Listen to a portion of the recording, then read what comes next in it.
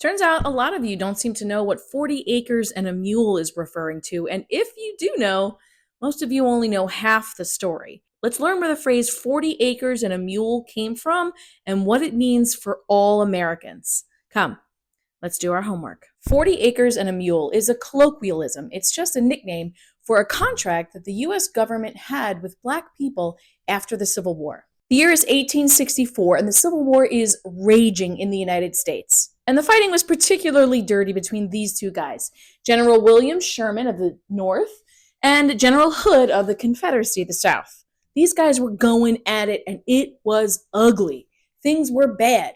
Until finally, General Sherman says, you know what? Fuck this shit. I've had enough. It's time to go nuclear on your ass. So he embarks on what we now call Sherman's March to Sea, but he went full scorched earth on the Confederacy. He started in Atlanta and he marches across Georgia from Atlanta to Savannah. And he doesn't just hit military targets, he hits everything in sight. He goes full scorched earth on the South.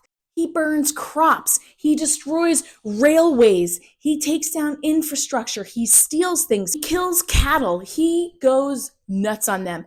The whole point is to destroy the morale of the South, make them quit, give this up, end this fucking war already. And it's pretty successful. He reaches Savannah, Georgia at the end of 1864 in December. And they're kind of like, now what, right? So these four dudes, these were abolitionists. They'd been talking. They were like, okay, what do we do next? Now we've crushed the Confederacy.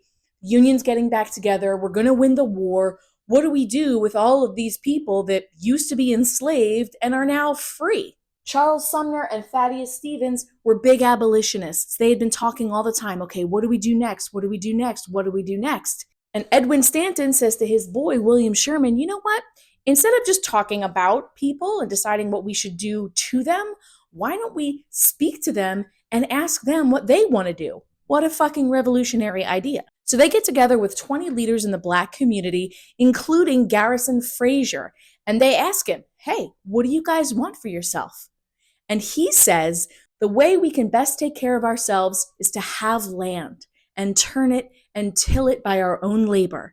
That is, by the labor of the women and children and old men, and we can soon maintain ourselves and have something to spare. So he says point blank, the best way for us to get ahead is to have ownership of our lives so we have something to work for and improve and strive. Literally, the American dream. Another part of the deal was they wanted their community to be isolated, Blacks only. They did not want white people involved in building their towns because they knew the racial undertones and the racism of the South were not going to be overcome overnight. So they, in a way, were advocating for segregation. They were like, listen, give us our land, give us our space. We're going to build up our own towns, our own communities, and we are going to thrive and prosper. And the president, Abraham Lincoln, said, bet, no problem, you got it. And he signed it into law. It's actually not called 40 Acres and a Mule. It's called General Sherman's Special Field Orders number 15. But in the document, it describes that Black people are now citizens and must be treated as such.